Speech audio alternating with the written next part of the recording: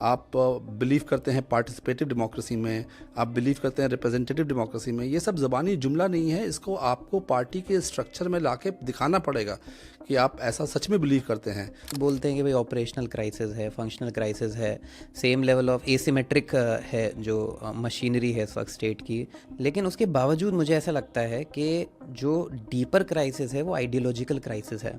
अगर महागठबंधन ने मुसलमानों को, फंसे मुसलमानों को टिकट दिया होता उनके पॉपुलेशन के प्रोपोर्शन के हिसाब से, तो जो मुसलमान लगातार ये बात कर रहे थे कि मुसलमानों को रिप्रेजेंटेशन नहीं है, मुसलमानों से दरी बिछवाने का काम करते हैं, वो स्पेस आप नहीं देते उनको वो बोलने के लिए।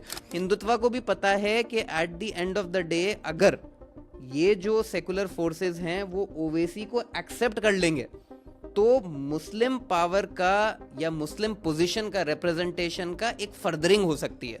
आपको लग रहा था कि मुसलमान वोटर्स जो हैं या सीमांचल का जो क्षेत्र है वो तो फॉर ग्रांटेड क्षेत्र है, वो आपको ही वोट देगा, वो आपके सिवा किसी और को वोट दे ही नहीं सकता है।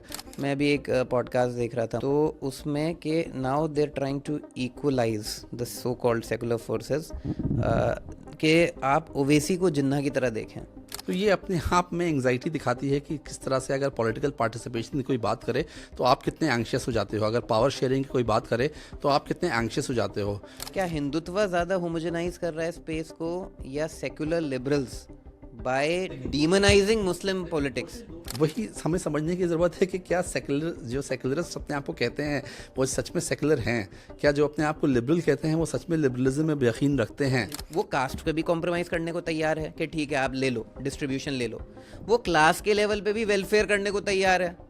ठीक है, एक चीज़ पे जिस पे हिंदुत्व का कॉम्प्रोमाइज़ नहीं है वो मुस्लिम क्वेश्चन है। क्या आपका रवैया था मुस्लिम पॉलिटिकल पार्टी को लेकर कि आपने बोला कि नहीं हम एक्सट्रीमिस्ट के साथ अलायंस नहीं करते हैं? आपको क्या एक्सट्रीमिस्ट वर्ड का मतलब भी पता है?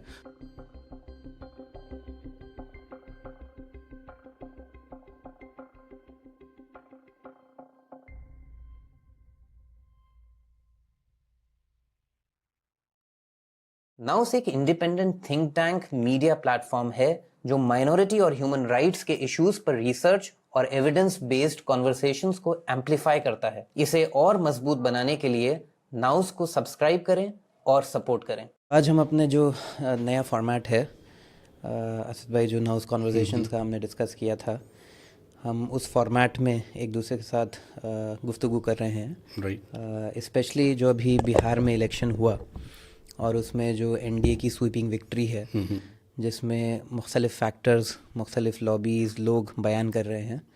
कोई उसको सिंपलिस्टिकली रिड्यूस कर दे रहा है एसआईआर पे कि कम्प्लीटली इलेक्टोरल रिगिंग है। कोई उसको बोल दे रहा है कि मुस्लिम जो एआईएमआईएम का कंसोलिडेशन है उसकी वजह से एक तरह का पोलराइजेशन है।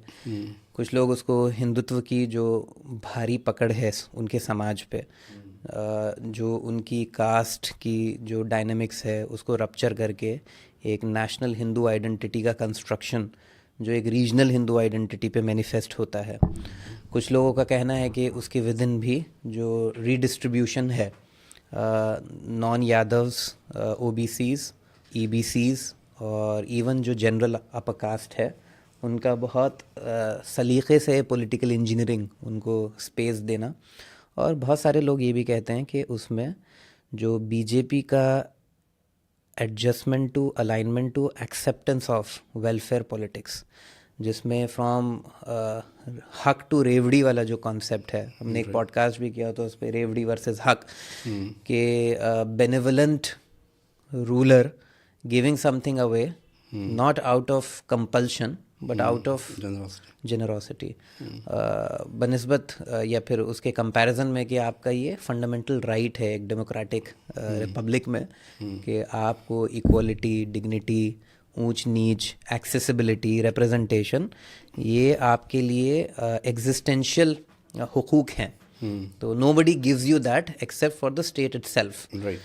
तो उसके बियॉन्ड जो एक्सेप्टेंस ऑफ वेलफेयर, जिससे at the end of the day people gets their benefit, चाहे वो ये समझ के वो बेनिफिट हो रहा हो कि हम उसके हकदार हैं, या फिर वो इस वजह से हो रहा है कि किसी बेनेवलेंट रूलर ने हमें दिया। Eight the end of the day मेरा चूल्हा जल रहा है जिस तरह पहले जल रहा था, अकाउंट में पैसे आए हैं। तो ये कॉम्बिनेशन ऑफ फैक्टर्स पे बात होती है, सारे भी सही हो सकते हैं, कुछ भी सही हो सकते हैं, और इसी पे गुफ्तगू करेंगे। जी।